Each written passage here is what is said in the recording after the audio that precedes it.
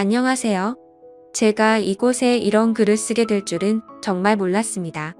기막힌 제 사연을 들어주시고 인생을 더 경험해보신 분들의 진심 어린 조언을 부탁드립니다. 사랑과 전쟁이란 드라마를 보면서 실제로 저런 일이 벌어질까 하고 궁금했습니다. 제 상식으로는 도저히 이해가 안 가서 픽션일 거라 생각했지만 실화에 근거를 둔 거라 하더군요. 드라마라고 해도 믿기 힘든 제 얘기를 한번 들어봐 주세요. 얼마 전 주말 저녁이었습니다. 아내는 직장에서 회식이 있다면서 늦을 거라 전화를 했습니다. 저는 애들과 저녁을 먹고 나서 TV를 보며 시간을 보내고 있었죠. 아내는 회식에 있는 날은 보통 밤 10시쯤 집에 들어오곤 했기에 그 전에는 굳이 회식을 방해하고 싶지 않아서 전화를 하지 않았습니다. 그런데 그날따라 밤 10시가 넘어서도 아내가 들어오지 않자 걱정이 된 저는 아내에게 전화를 하게 되었죠. 하지만 신호음을 한참 기다려봤지만 전화를 받질 않았고 그 이후로도 서너 번 전화를 했는데도 안 받더군요. 언제 오냐고 문자를 해도 대꾸가 없고요. 그렇게 20분가량을 걱정되는 마음으로 기다리다가 10시 20분쯤 되어서 다시 전화를 했을 때 아내는 전화를 받았고 집에 가는 택시 아니라고 했습니다.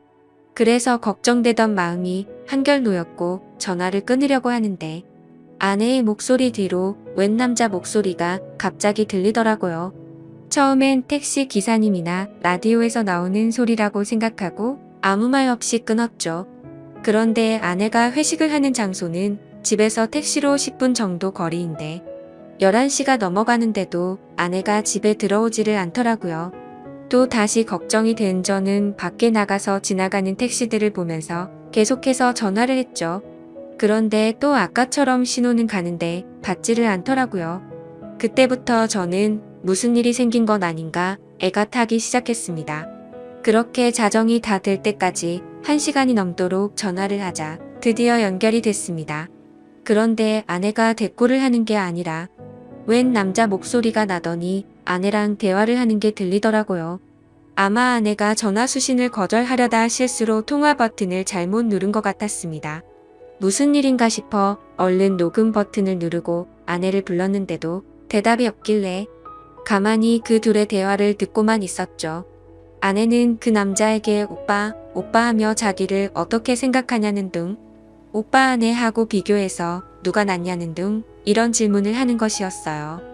남자는 아내한테 네가 그동안 내가 만난 여자 중에 제일 이쁘다면서 자기야 이리 와 하더니 내가 앞으로 다 책임질게 라는 소리가 들리더라고요. 그러자 아내는 오빠만 믿으면 되는 거지? 이딴 헛소리를 짓걸리더라고요. 순간 머리가 멍해지면서 아무 생각이 안 났습니다.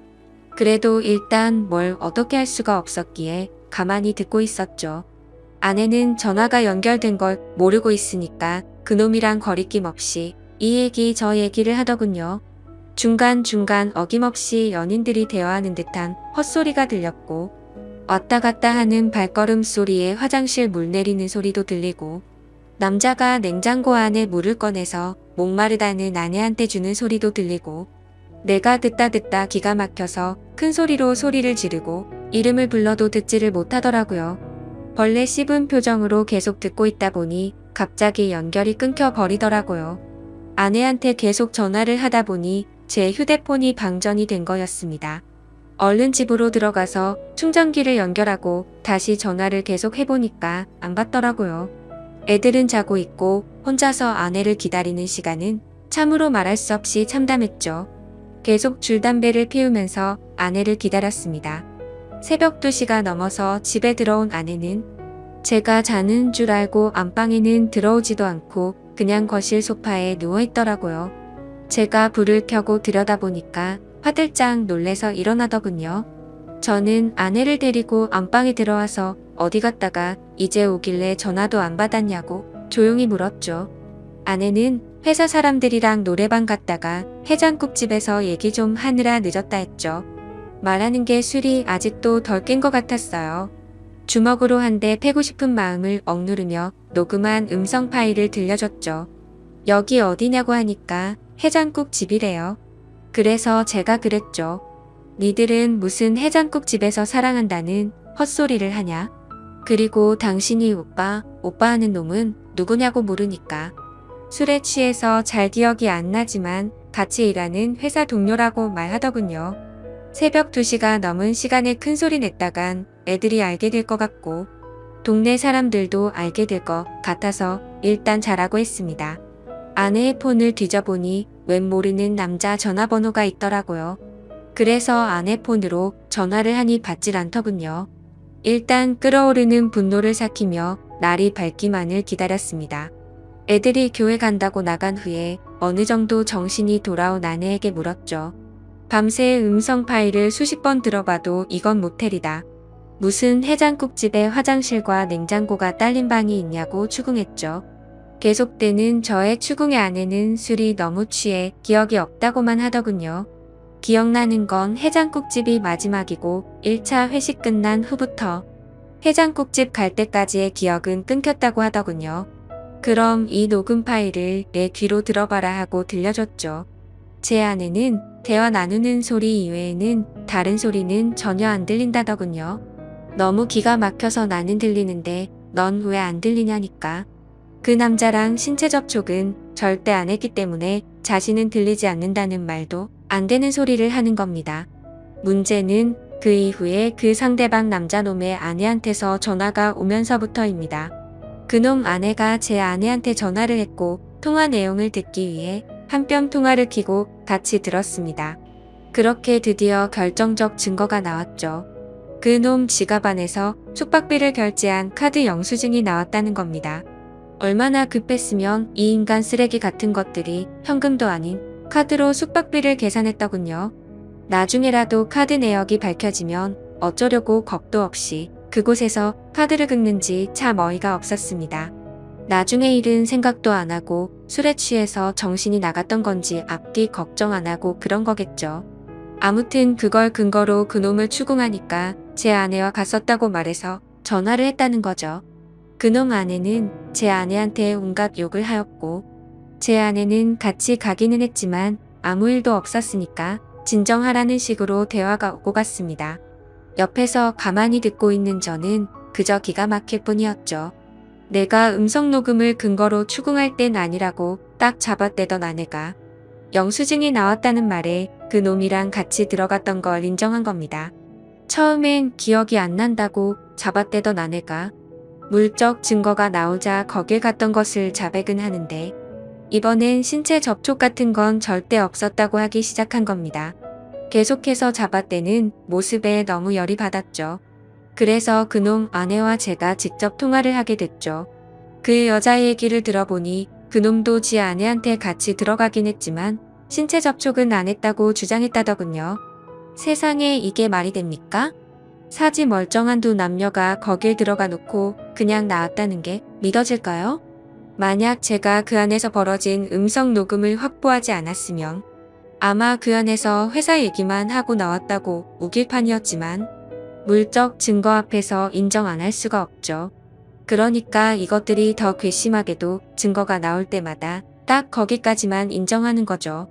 처음에는 둘이서 2차로 해장국집만 갔다고 했다가 카드 영수증 나오니까 걷길 간 것까지만 인정하고 아무 짓 안 했다고 하다가 음성 파일 들려주자 서로 술에 취해서 헛소리를 한 거지만 신체 접촉은 없다는 식으로 확실한 증거 앞에서만 자백을 하는 식이었죠. 그렇다고 어떻게 할 수도 없는 노릇이었습니다. 직접적인 물적 증거는 없었으니까요. 밤새 잠도 못 자고 담배만 피웠더니 머리가 너무 무겁더군요. 밖에 나가 또 다시 담배를 피워 물며 이것들을 어떻게 해야 하나 생각했습니다. 그놈과 웃으면서 얘기를 나누던 아내의 목소리가 떠올랐고 그놈과 사랑한다면서 이야기를 주고 받는 아내의 모습이 눈앞에 아른거리면서 정말 참담하고 분노가 미쳐버릴 심정이 되었습니다. 이런 짓거리를 한 아내를 어떻게 해야 하나 머릿속이 복잡했습니다. 집에 다시 들어가 보니 아내가 그놈 아내랑 통화를 하고 있었습니다. 제 아내는 그놈 아내한테 아니에요. 오해하실까봐 그런 거예요. 이런 말을 하고 있더라고요. 전화기를 뺏어서 그놈 아내한테 무슨 얘기냐고 했더니 좀 전에 지 남편이랑 제 아내가 통화하는 걸 들었는데 그놈이 제 아내가 괜찮은지 안부 전화를 했다는 겁니다. 제가 밖에 있는 사이에 그놈한테 문자를 보내서 무조건 안 했다고 딱 잡아떼라고 하자 그놈이 제 아내가 남편인 저한테 폭행이나 당하지 않았을까 걱정이 돼서 전화를 했는데 그걸 그놈 아내한테 또 들킨 거죠. 아내가 보낸 문자도 들키고요. 그놈 아내는 제 아내한테 딱 잡아떼라는 말을 왜 했냐고 물었더니 괜한 오해할까봐 아무 일 없었으니까 안심하라는 뜻으로 했다고 합니다. 세상에 이게 말이 됩니까? 다 큰 어른들이 아무 생각도 없이 그곳을 간 것도 아닐 텐데 말이죠. 제가 받은 충격은 참으로 컸습니다. 결혼 10여 년 동안 서로 다정하게 지내고 정신적으로나 육체적으로나 서로 안정되게 교감을 나누며 살아왔으니까요. 부부싸움을 전혀 안 한 건 아니었지만 홧김에 딴 남자 바라보게끔 아내를 화나게 한 적이 없었거든요. 저 역시 결혼 후에는 아내만 사랑하고 다른 여자는 생각도 안 해봤습니다. 항상 나만을 사랑한다고 말하고 행동으로 보여주던 아내였기에 제가 느끼는 배신감은 이루 말할 수 없었습니다. 이번 사건 후 며칠이 지났지만 아직 아무것도 결론을 못 내렸습니다. 애들이 눈에 밟혀 이러지도 못하고 저러지도 못하고 있습니다. 이런 제 모습이 여러분들은 상상이 되실지 모르겠습니다. 삶의 의욕을 잃을 정도로 이번 일은 제 인생을 통틀어 도저히 답이 나오지가 않습니다. 얼마나 절망적이면 차라리 몰랐으면 좋았을 거란 생각도 들고요. 여러분은 제 얘기를 듣고 어떤 생각을 하셨나요? 이 답답한 현실에서 벗어나려면 어떻게 해야 할까요? 부디 현명한 조언 부탁드립니다. 감사합니다.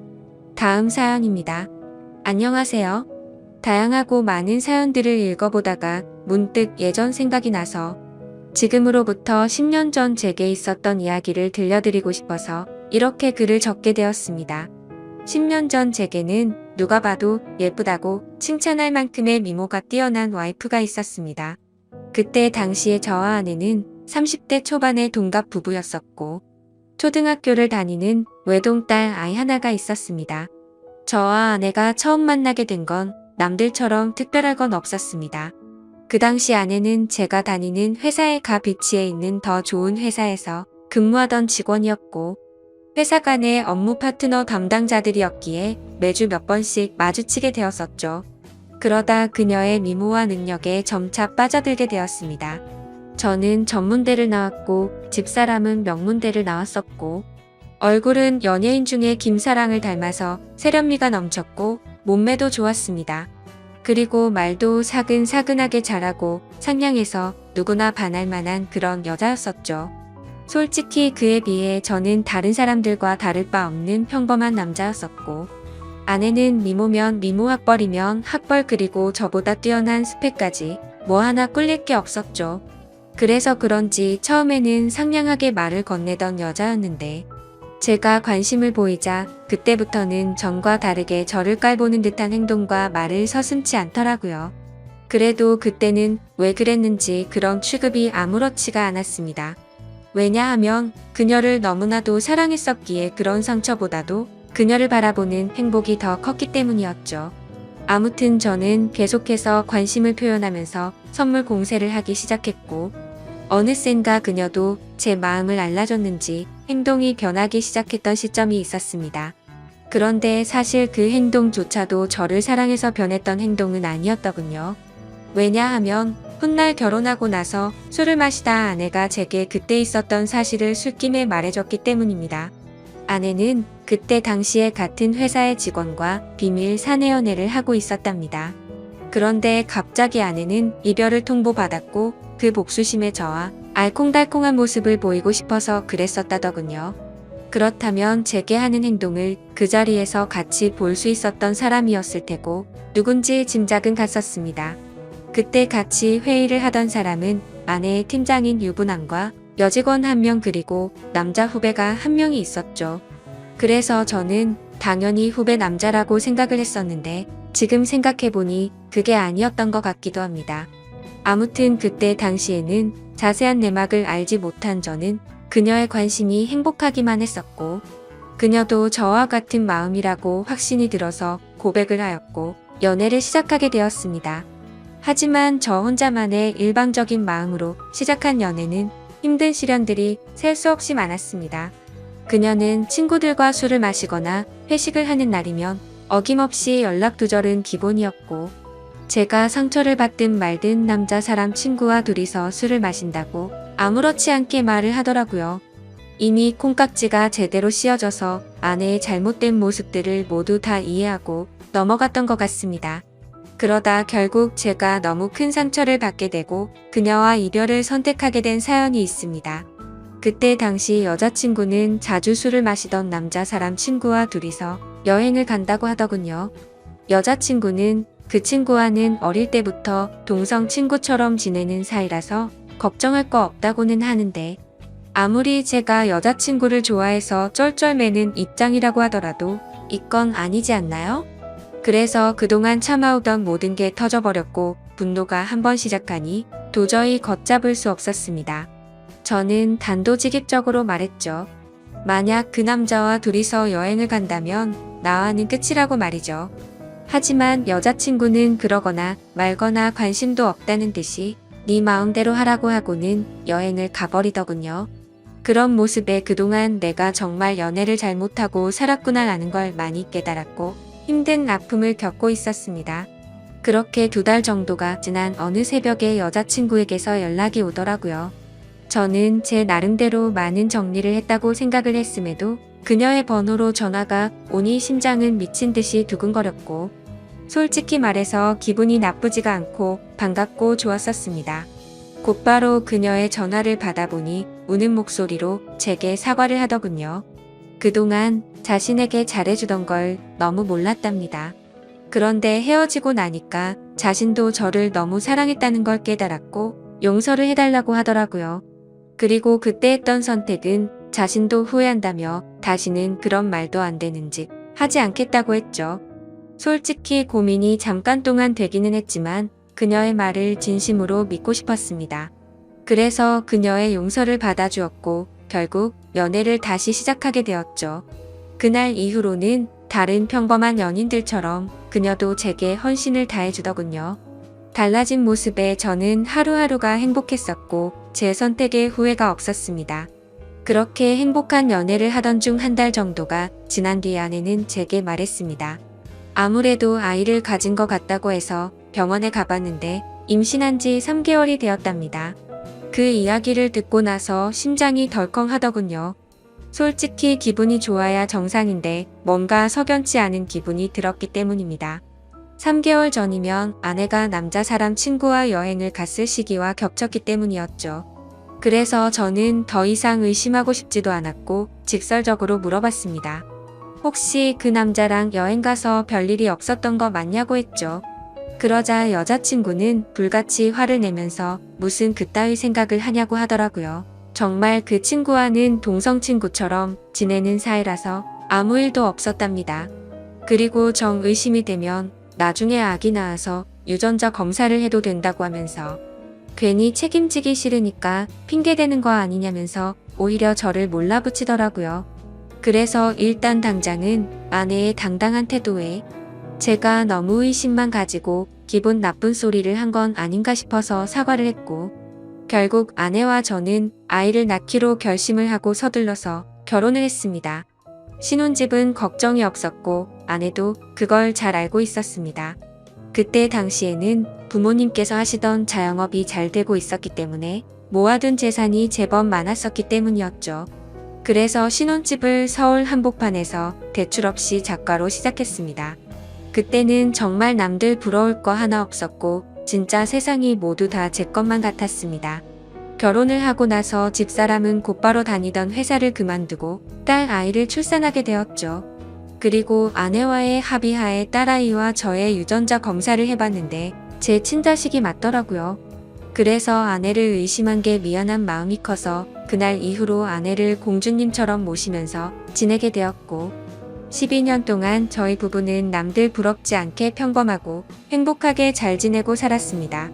물론 그 생각은 지금 다시 생각해보면 저 혼자만의 착각이었던 것 같지만요. 아내가 연예인처럼 예쁘고 날씬하고 동네 주민들 누구에게나 상냥했었는데 이런 성격들이 어쩌면 다 불행의 시초였던 것 같습니다. 그때는 착하고 상냥한 성격이 마냥 좋다고 생각했는데 믿는 도끼에 발등 찍힌다는 말이 절실하게 생각나더군요. 아무튼 어느 날 옆집에 유명 배우처럼 생긴 데다가 근육질 몸매의 얼굴도 잘생긴 30대 정도의 이웃남이 이사를 오게 되었습니다. 아마도 그 시기부터 뭔가 모르게 평화로웠던 제 삶이 엉망진창으로 뒤엉켰던 것 같네요. 그 사람이 이사를 오고부터 복도에 담배 냄새가 많이 났었고 담배꽁초가 많이 버려져 있었습니다. 그걸 참다 못한 집사람이 그놈에게 주의를 준다고 하면서 말을 섞더니 그 남자에 대해서 나쁜 사람이 아니었다며 저보고도 오고 가며 친하게 지내라고 하더라고요. 솔직히 그때는 그냥 그런가 보다 정도였습니다. 하지만 아내는 저와 이야기를 할 때 자신도 모르게 매번 옆집 아저씨가 이랬다 저랬다라고 하면서 언제부턴가 옆집에 사는 이웃남의 이야기를 과하다 싶을 정도로 많이 하더라고요. 그래서 제가 회사에 출근을 하고 나서 저렇게 많이 이야기를 나누는 건가 싶었습니다. 그렇다고 괜히 예전처럼 또다시 의심을 할 수도 없는 노릇이었고 혹시라도 찌질하게 보일까 봐서 일체의 잔소리를 삼가했습니다. 결혼 전에도 딸아이가 제 아이가 아니라고 의심했던 미안함이 너무 컸었기에 사랑하는 아내를 믿을 수밖에 없다고 생각을 했고 그때까지만 해도 다른 생각은 딱히 하지 못했습니다. 하지만 날이 가면 갈수록 아내의 행동에서도 많은 부분들이 달라지는 게 느껴지기 시작했죠. 언제부터인가 제가 퇴근을 하고 집에 들어오면 집사람이 집안에서도 화장을 진하게 하고 있다던지 평소와는 다르게 집에서 입는 반바지나 치마가 과하다 싶을 정도로 많이 짧아졌습니다. 제가 고지식해서 하는 생각이 아니라 그냥 누가 봐도 민망하다 싶을 정도로 너무 많이 드러냈었죠. 오죽하면 근처 슈퍼에 가서 담배를 사고 있을 때 슈퍼 아주머니가 그러더군요. 아이 엄마가 너무 노출이 심하다면서 요즘 동네 아줌마들 사이에서도 말들이 많다고 하더라고요. 하지만 과거에도 아내의 미모를 시기 질투해서 가끔 그런 이야기들이 오고 간 적이 있어서 대수롭지 않게 생각했고 집에서만 지내다 보니 아내가 많이 외로워졌나? 라는 생각까지 들더라고요. 그래서 그냥 여자들의 한때 기분 이려니 했습니다. 지금 돌이켜 생각하면 제가 너무 안일했던 것 같습니다. 그때 그런 모습들을 보고 바람의 징조를 포착했어야 됐는데 말이죠. 그렇게 아내를 믿으면서 평소와 다름없이 지내던 어느 날이었습니다. 외근을 다녀오고 나서 평소보다 일찍 퇴근하고 집으로 들어갔는데 아내가 샤워를 하고 있더라고요. 그래서 아무 생각 없이 옷을 갈아입고 안방에서 TV를 보면서 쉬고 있으니 아내가 욕실에서 나오더군요. 그런데 생전 처음으로 보는 민망한 속옷 차림으로 나오더니 아내도 약간 놀라는 듯한 눈치였습니다. 아내는 오늘 무슨 일로 일찍 들어왔냐고 하면서 놀랐는데 오늘 외근 갔다가 일찍 들어왔다고 말했고 처음 보는 속옷이라고 하니까 기분 전환 겸 샀다고 하더라고요. 그래서 그냥 그런가 보다 생각은 했지만 도저히 주부의 속옷으로 보기는 힘들었습니다. 그냥 기분이 찜찜했지만 그러려니 했고 일찍 마친 김에 같이 장이나 보러 가자고 하고서 아내와 같이 외출을 하게 되었죠. 그렇게 엘리베이터를 기다리고 있는데 옆집에 사는 이웃남도 때마침 문을 벌컥 열고 나오더군요. 그런데 약간 흠칫하는 듯한 모습이 이상하게 생각되었고 같이 엘리베이터를 탔는데도 뭔가 알 수 없는 묘한 기류가 느껴졌습니다. 평소에 친하게 지낸다던 아내와 이웃집 남자가 이야기도 잘 섞지 않았고 옆집 남자는 저와 인사를 하면서도 제 눈을 똑바로 쳐다보지를 못하더군요. 예전에도 이런 모습들이 보였기 때문에 단지 성격이 좀 소극적이거나 수줍음이 많은가 보다 생각했었고 그저 내성적인 사람이려니 생각했었습니다. 그런데 갑자기 저런 모습이 저에게만 그런 건가 싶은 생각이 들었죠. 그래서 마트를 가는 동안 아내에게 물어봤습니다. 옆집 남자랑 친하다면서 왜 어색하게 인사하냐고 했더니 몇 번 마주쳤는데 보면 볼수록 사람이 착하기는 한데 뭔가 어두운 느낌에 멀리했다고 하더군요. 그러면서 아파트 반상회에서도 아주머니들 사이에서 말이 많았다며 말을 이어갔습니다. 옆집 남자가 원래는 성격도 밝고 착한 사람이었는데 전 부인이 바람을 펴서 이혼을 하고 성격이 많이 변했답니다. 그래서 옆에서 지켜보면 매일같이 술만 마셔대고 담배도 엄청나게 많이 핀다고 하더라고요. 그 말을 듣고부터는 그날 이후로 옆집 남자에 대한 궁금증이 더 생겨나서 유심히 지켜보기 시작했습니다. 술과 담배를 많이 한다는 건 잘 알 것 같은데 그런 걸 제외하고는 특별한 문제들은 없어 보이더군요. 옆집 남자는 주말이면 어김없이 교회도 빠지지 않고 혼자서 잘 나가더군요.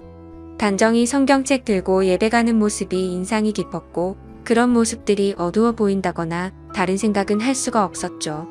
그냥 누가 보더라도 겉보기에는 정말로 절대 문제가 있는 사람 같아 보이진 않았습니다.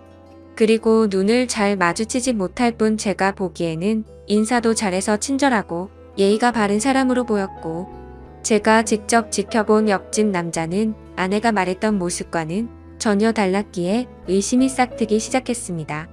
솔직히 말해서 제 아내가 유부녀라고는 하지만 매일같이 운동을 다니면서 관리를 잘해서 아이를 출산하기 전처럼 몸매도 좋았고 피부 관리도 항상 잘해왔기에 20대 중반으로 밖에 보이지가 않았죠.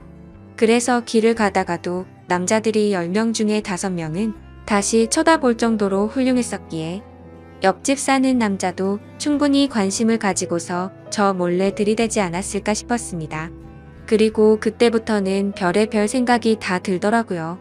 외근하고 일찍 들어간 날도 아내가 굳이 그 시간에 샤워를 하고 있었던 것도 수상했고 왜 그때 때마침 옆집 남자는 외출을 했으며 서로가 어색해했던 이유가 뭘까 이런 생각이 들었죠. 사실은 아내는 그 남자를 만나기 위해서 샤워를 했고 둘이서 만나려고 했는데 제가 있어서 둘 다 놀라서 그런 상황이 벌어진 게 아닌가 이런 생각이 들었습니다. 심지어 그날 마트에 다녀오고 나서도 잠들기 전 낮에 봤던 아내의 모습이 아른거려서 다가갔더니 아내는 이 핑계 저 핑계를 대면서 저를 피했던 모습이 기억났습니다. 절대 2번 다시는 아내를 의심하지 않는다고 맹세하고 지키려고 애써봤지만 의심이 싹을 트기 시작하니 걷잡을 수 없이 커져가더군요. 아내가 입고 있는 의상들도 예전에는 그러려니 했었는데 이제는 옆집 남자한테 잘 보이려고 저 따위로 입은 건가? 라는 생각이 들기 시작했고 회사에서 일을 하고 있을 때도 지금쯤 아내가 바람을 피우고 있는 건 아닌가 라는 생각에 일도 제대로 손에 잡히지가 않았습니다. 하지만 뭔가 의심이 되긴 했지만 예전처럼 아무런 증거도 없이 따질 수도 없었고 솔직히 말해서 이 모든 일들이 제 추측일 뿐 결정적인 사건이 없었기에 제가 착각을 하는 거라고 위안을 삼았습니다.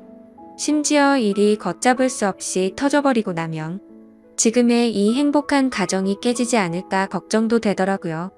오죽하면 만약 아내가 바람을 피운 게 맞다고 하더라도 살다 보면 집사람도 사람이니까 잠시 한눈을 팔 수도 있고 봄바람에 그러려니 하고 빨리 제자리로 돌아오기만을 바랄 정도였죠.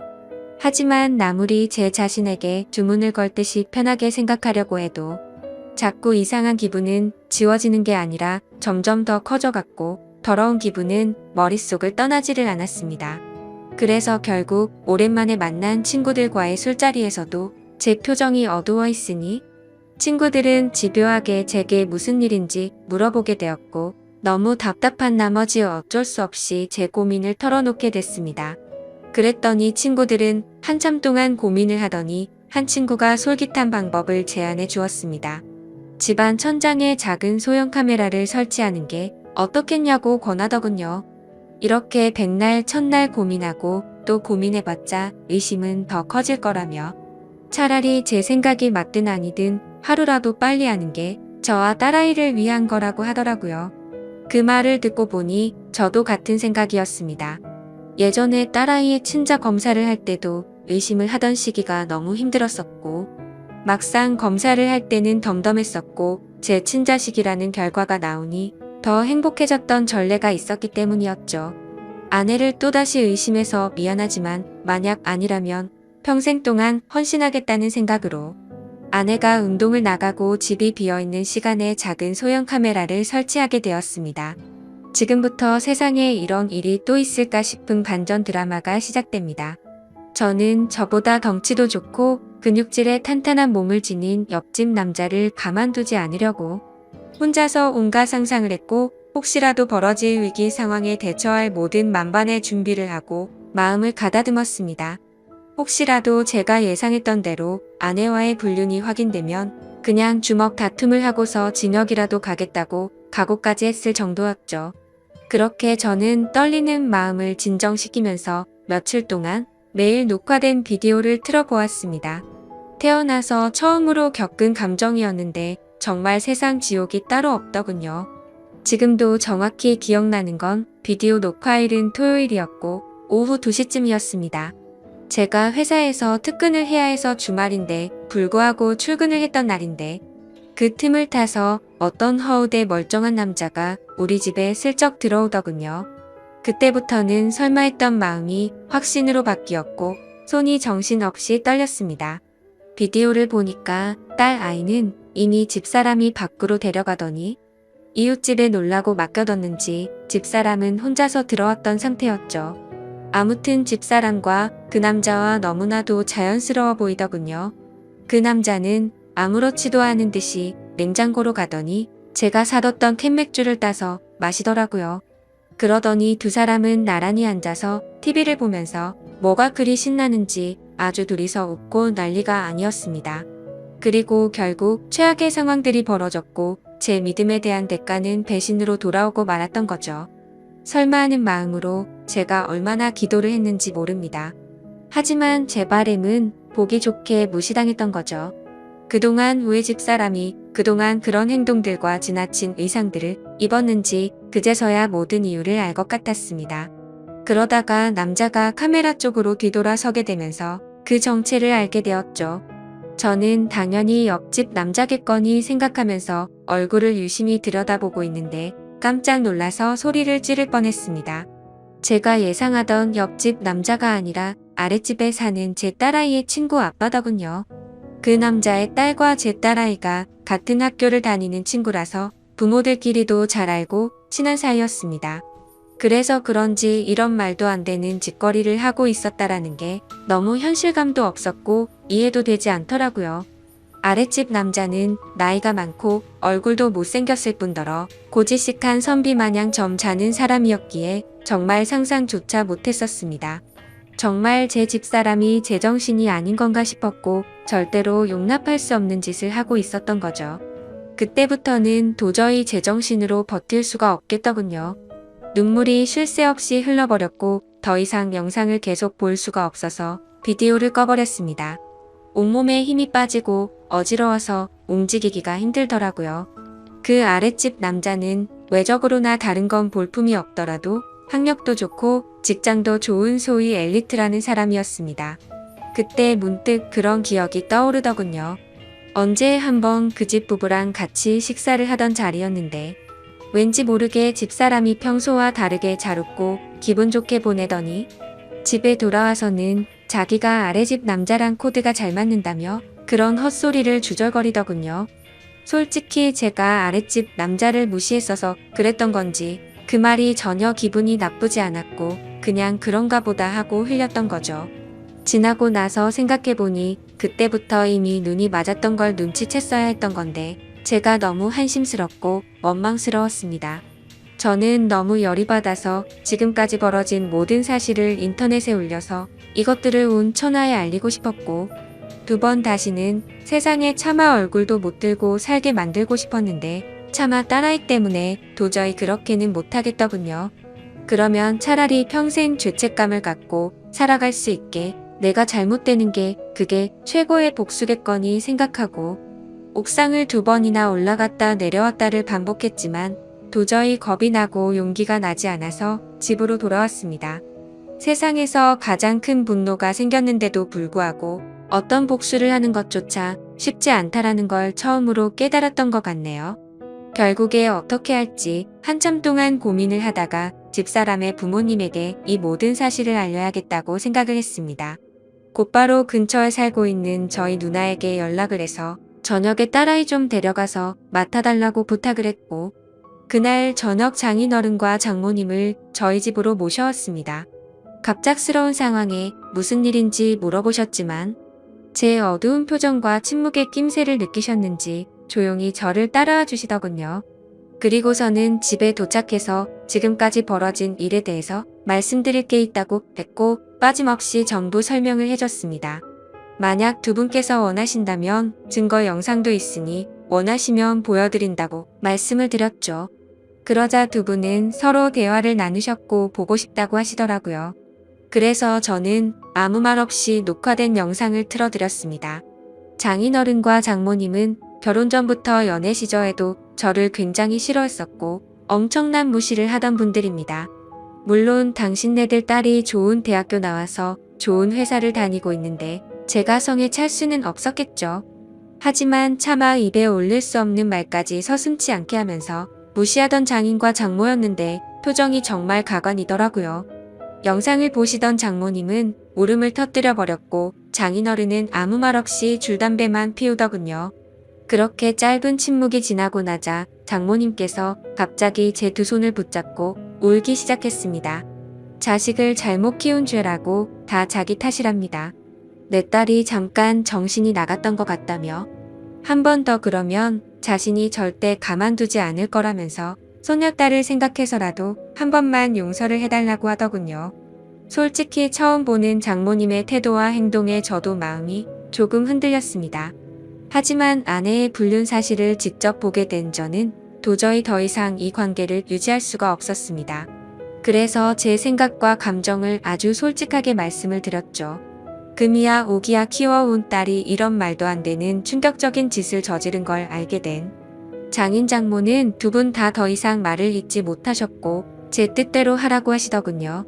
그렇게 이야기를 마치고 난 뒤에 장인 장모는 집으로 가셨고 몇 시간 뒤 집사람이 정신 나간 사람처럼 문을 열고 들어와서는 문이 부서질 듯이 문을 닫고서는 들어오더군요. 아내는 지금 제정신이냐고 적반하장으로 나왔습니다.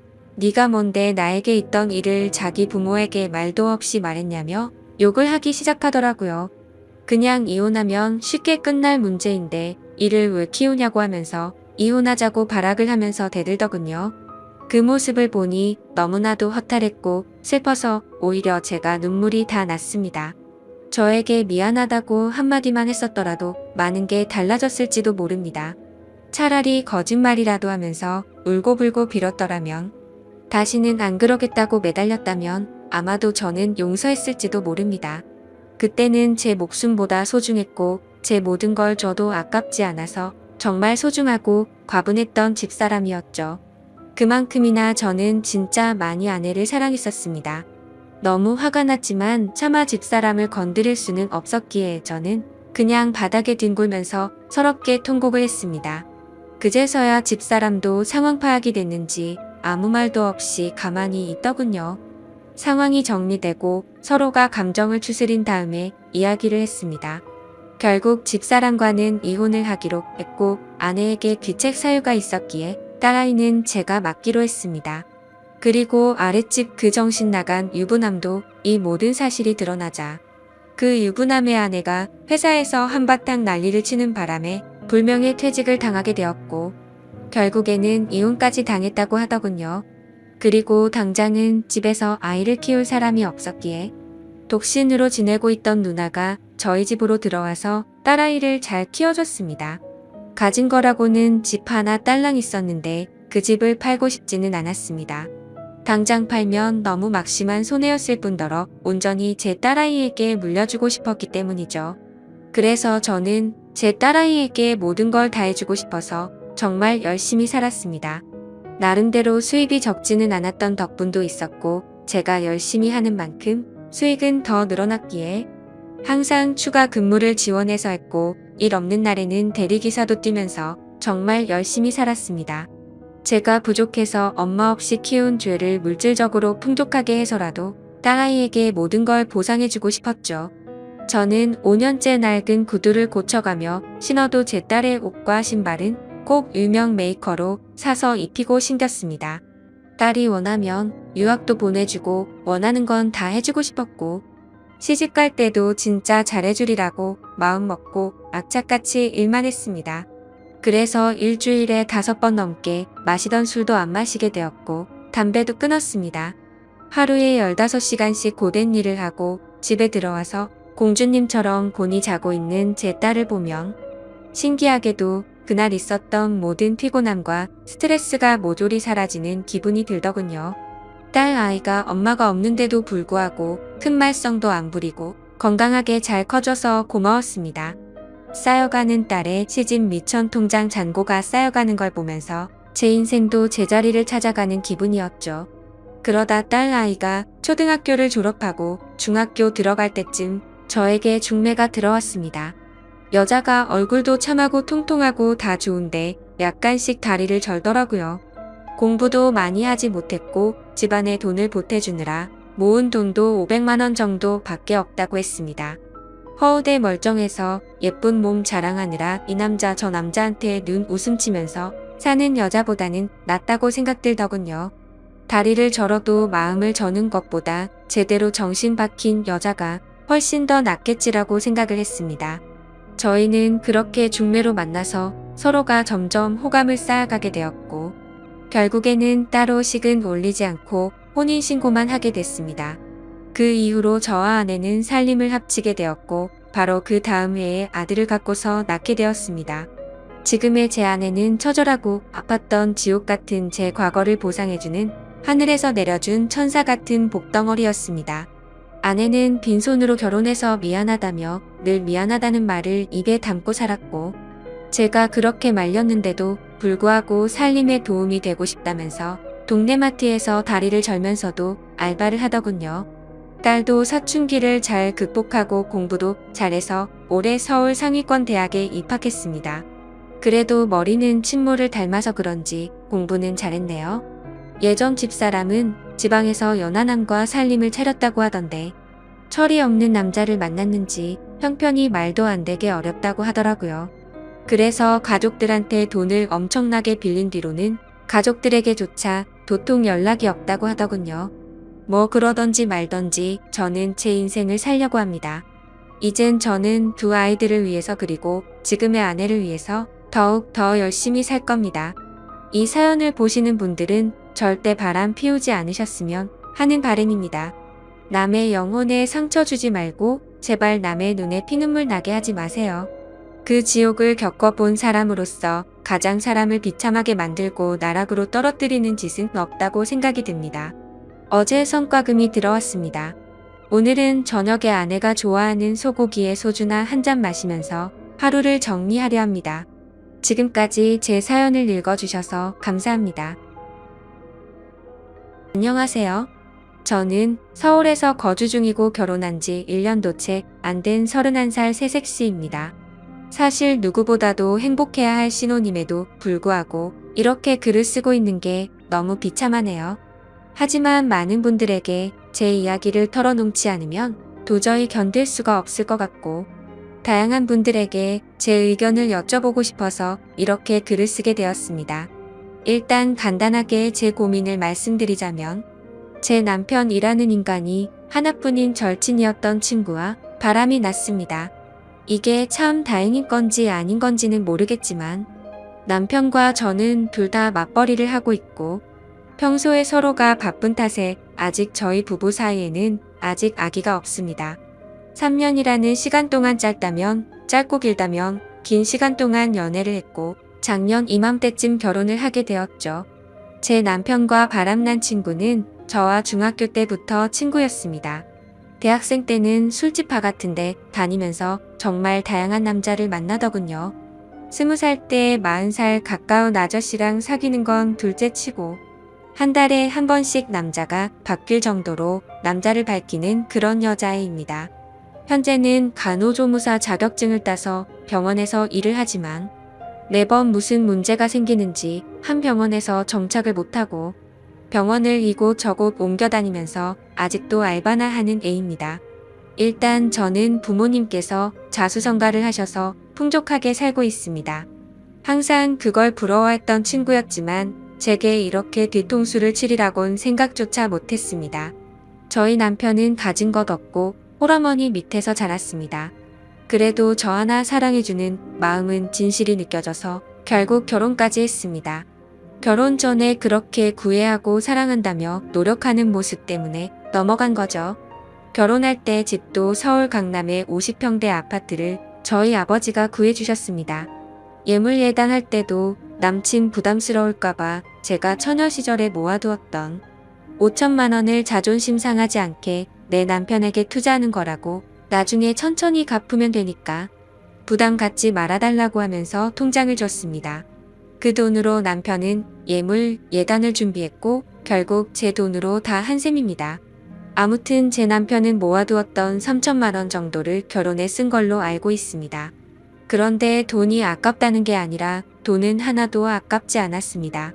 어차피 제 남편 될 사람이고 저와 평생을 함께할 사람이니까 괜찮다고 생각했습니다. 그런데 남편은 결혼 후에 다니던 직장을 갑자기 그만두더니 저희 아버지 회사로 들어가면 안 되겠냐고 하더군요.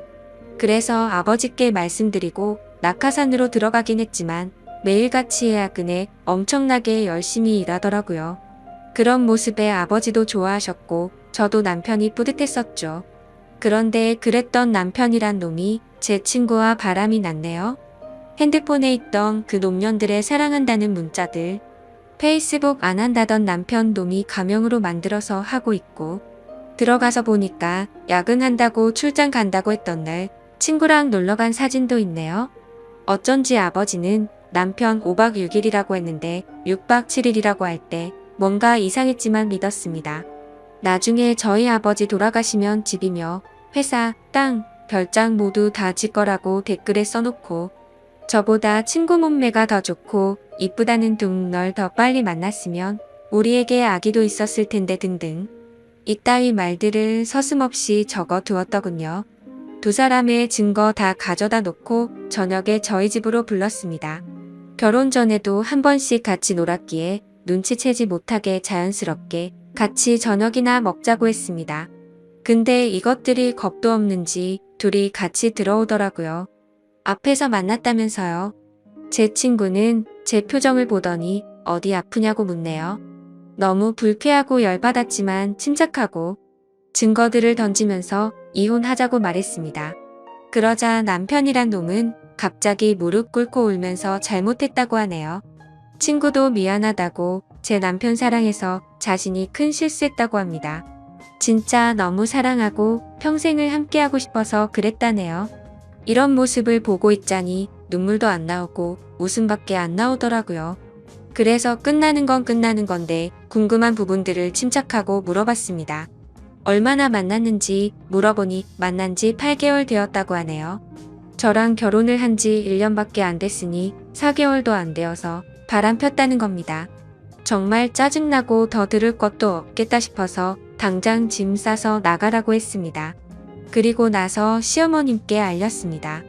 처음에는 우리 며느리 아가 참으라고 타이르면서 말씀하시더니 결혼한 지 1년이 다 되어 가는데 1년만 더 지켜보자며 그 1년 동안 아들 못 낳으면 너의 바램대로 이혼하라네요. 참 사람으로서 어떻게 이렇게 뻔뻔한지 대단하더군요. 그냥 더 이상 말도 섞기 싫어서 남편 놈 보고 앞으로 회사는 나오지 말라고 했습니다.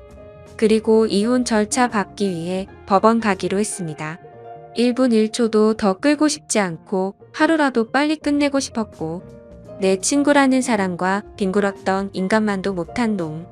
절대로 돈 한 푼도 안 주고 내쫓아야겠다는 생각이 들더군요. 근데 웃긴 건 제 친구는 제 남편이 잘 사는 줄 알더군요. 제가 남편 기죽이기 싫어서 집도 남편이 해왔다고 말했었거든요. 그리고 제 이름 앞으로 있는 경기도 별장도 남편 거인 줄 알더라고요. 친구도 딱 봐도 팔자 고치고 싶어서 돈 때문에 붙어먹었나 본데 어디 한번 두고 보자는 마음이 들었습니다. 참, 이게 뭐가 좋은 일이라고 이렇게 글까지 쓰고 있는지 정말 씁쓸하네요. 아무튼 이후 저는 시어머니 어떤 사람을 만났습니다. 전화를 받고 부랴부랴 집으로 찾아오셨더라고요. 그래서 제가 모아두었던 글과 사진 등등 모든 걸 다 보여줬습니다. 그걸 보더니 하는 말이 남자는 다들 한 번씩은 바람핀다.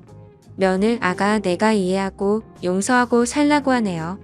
저는 그 사람 믿었고 성실한 모습에 반했고 저만 사랑해주는 모습에 결혼까지 한 건데 결혼한 지 4개월도 안 돼서 바람을 폈는데 무슨 용서를 하냐고 저는 이미 이혼하기로 마음먹었다라고 하니까 그럼 저더러 짐 싸서 나가라고 하네요. 너무 어이가 없었지만 여기가 내 집이고 다 내 물건들인데 내가 어디를 나가야 하는 거냐고 나가려면 아범이 나가야 하는 거 아니냐고 반문했더니 이 집은 자기 아들 거라면서 저더러 짐 싸서 몸만 나가라고 하시더군요.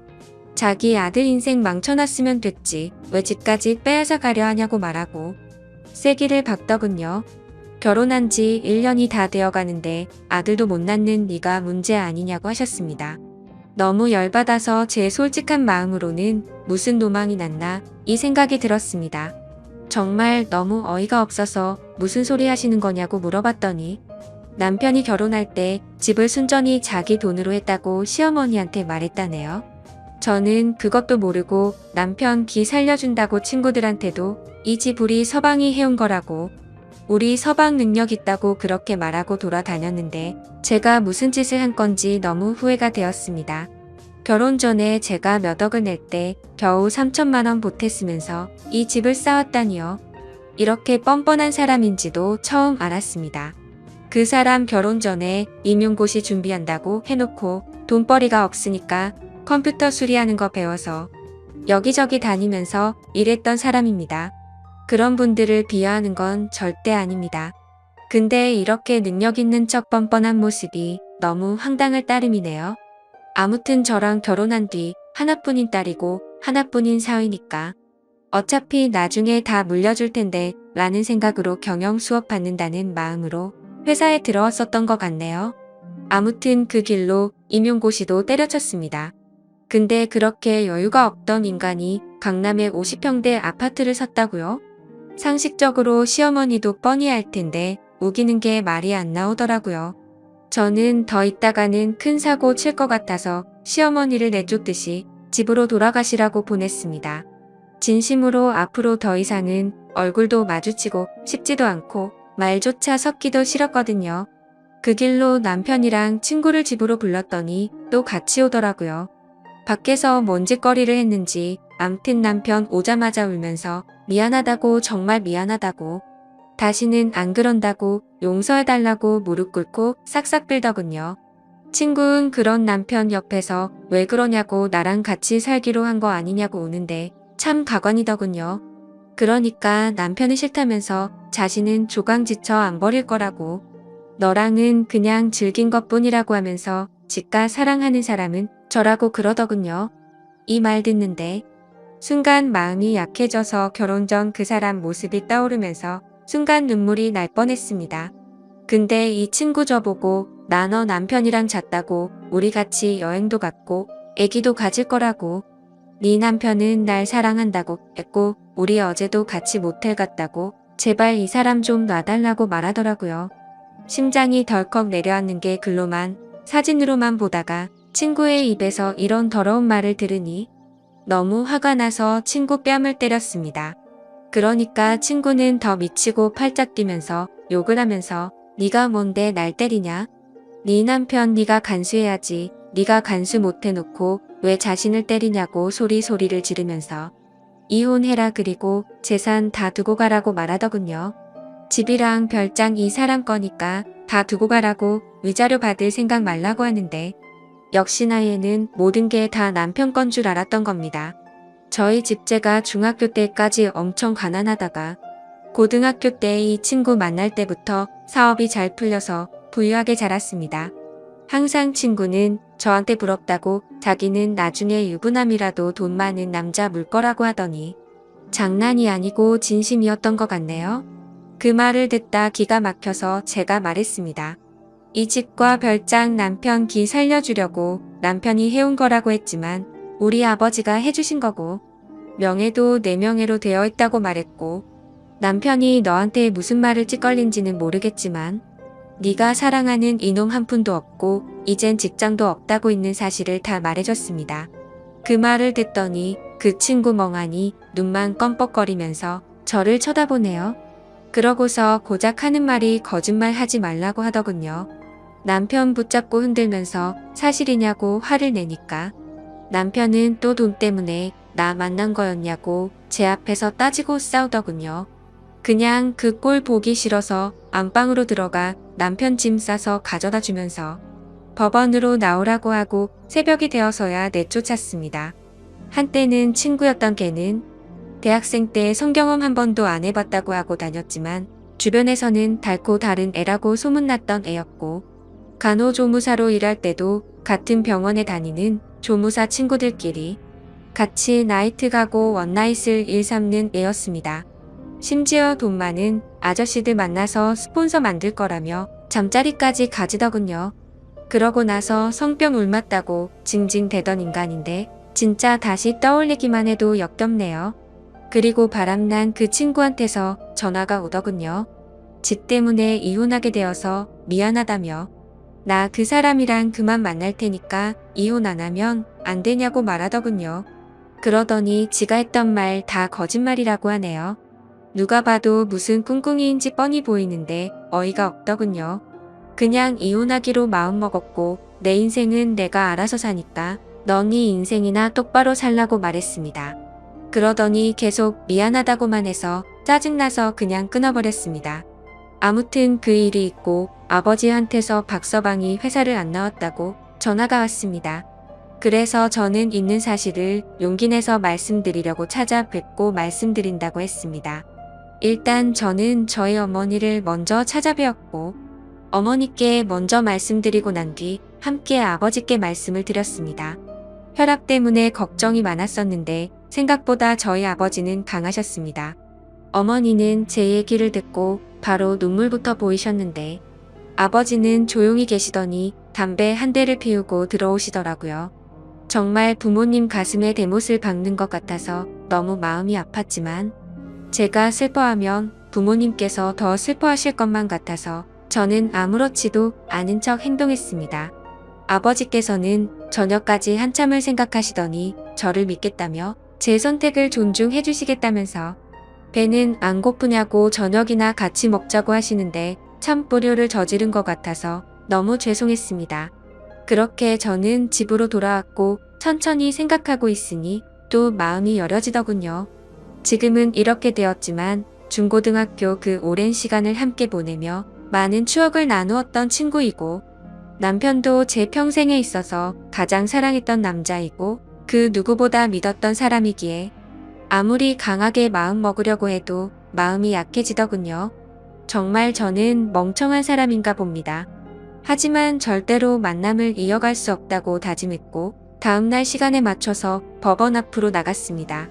그런데 왠지 모르게 또 막상 법원 앞에서 만나니까 눈물이 흐르더군요. 그래서 울고 있는데 남편이 다가와서 안아주는데 서러운 마음이 폭발해서 펑펑 울었습니다. 그동안 참아왔던 눈물이 터진 거였죠. 남편은 또 다시 미안하다면서 사과했고 한 번만 더 기회를 달라고 말하더군요.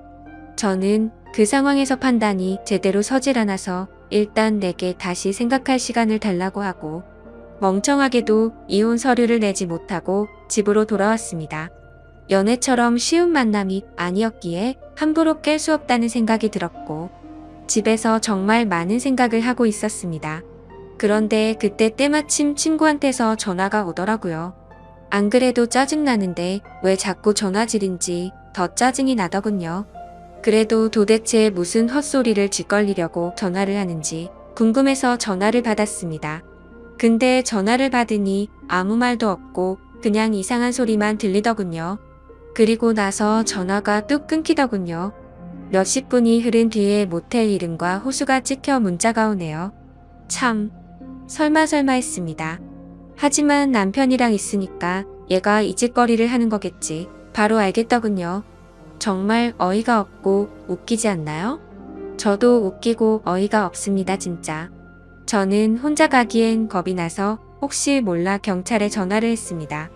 그 길로 경찰과 대동하에 문자로 보내줬던 모텔 그 호수로 쳐들어갔습니다. 문을 열고 제 얼굴을 보더니 놀래 자빠지는 남편 얼굴을 보니 다시 생각해보려고 했던 제가 원망스러웠습니다. 그리고 뻔뻔하고 새초롬하게 쳐다보는 표정의 친구를 보니 추억이고 뭐고 얘는 상종 못할 인간이다 라고 판단했습니다. 다음날 그 친구와 이야기를 했습니다. 도대체 왜 이혼하지 말라고 했다가 이제 와서 왜 그따위 전화와 문자를 했냐고 물어봤더니 자기 딴에도 생각이란 걸 했답니다. 솔직히 처음에는 돈 때문에 네 남편 만나보고 싶었고 걸렸을 때는 정말 사랑했다고 합니다. 근데 재산 이야기 듣고 망설임이 생겨서 나한테 이혼하지 말라고 전화를 했지만 막상 그렇게 말하고 나니까 가슴이 아팠답니다. 그리고 네 남편이 날 사랑한다고 생각했기에 남편을 불렀고 그걸 저한테 확인시켜주고 싶었답니다. 자기가 이겼다고 혼자 북치고 장구치고 아주 생쇼를 떨더군요. 얘기를 끝내고 변호사 사무실로 찾아가서 일단 변호사를 고용했습니다. 그리고 친구의 부모님을 찾아가서도 지금까지 있었던 사실을 말씀드리려고 찾아갔습니다. 학생 때 이따금씩 집에도 놀러갔기에 안면이 있어 처음에는 왜 이리 오랜만이냐며 반갑게 맞아주시더라고요. 그렇게 저는 집으로 들어가서 말씀드릴 게 있다고 한 뒤 모든 사실을 말했습니다. 처음에는 자기 딸이 그럴 일 없다고 어디서 함부로 짓걸리냐며 내가 어떻게 이딴 거짓말과 모욕을 줄 수 있냐고 소리를 지르시더군요. 참, 그 부모의 그 딸이란 생각이 들었습니다. 그래서 저는 대꾸할 가치도 없어서 모아두었던 증거 사진들을 보여주니 아무 말 없이 멍하니 계시더라고요. 제가 죄송할 건 없지만 경찰에 신고했다고 말씀드렸고 이제는 친구가 아니라고 어머님께서 아셔야 할 것 같아 이렇게 찾아왔다고 말하고 아무튼 죄송하다고 말씀드렸습니다. 그리고 친구가 다니는 병원에 찾아가서도 직장도 다 잃게 만들려고 했지만 그래봤자 저한테 남는 것도 없다라는 생각이 들어서 그냥 문제 키우기 싫어서 그 집까지는 하지 않았습니다. 정말 제 평생을 살면서 막장 같은 드라마와 영화를 보면서 자라왔지만 저에게 이런 일들이 실제로 일어날 줄은 상상조차 하지 못했습니다. 지금도 문득 생각할 때마다 울화가 치밀고 욕도 나오고 감정이 쉽게 주체가 되지 않네요. 정말 살짝만 건드려도 터져버릴 것만 같은 기분입니다. 저는 지금 다른 건 다 필요 없습니다. 위자료고 뭐고 돈을 다 떠나서 이따위 더러운 짓과 행동을 하고 믿어달라더니 너무 슬퍼서 마지막으로 믿어볼까 고민하던 저를 또 다시 속였다는 거에 두 번 다시는 믿음이란 없습니다. 제가 할 수 있는 소송이라는 소송은 뭐든 다 걸 겁니다. 정말 많이 힘들지만 힘내서 열심히 살겠습니다. 감사합니다.